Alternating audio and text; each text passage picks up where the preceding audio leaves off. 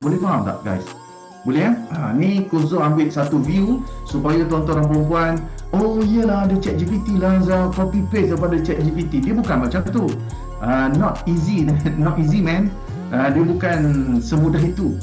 Dia tidaklah semudah itu. Cuma kita nak bagi ChatGPT, kau ni alat dia, kau kena tolong aku, kau faham tak? Dia macam tu. Kita kena bagi tahu kepada dia. Sebab tu saya guna ayat, boleh bantu aku tak?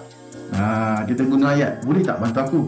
Okey, boleh Encik Bos. Ni contoh dia 9. So kita cakap lagi kat dia, kenapa 9 je? Aku nak 20 bab. Oh boleh Encik Bos, 20 bab Zat macam ni. Not bad. Contoh. Boleh boleh.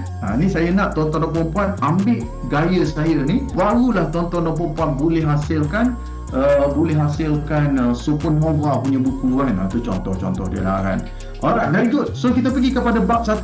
Let's say lah, pengenalan warisan Melangau atau contoh. Okay bro, siapkan bab 1. Okay, siapkan bab 1.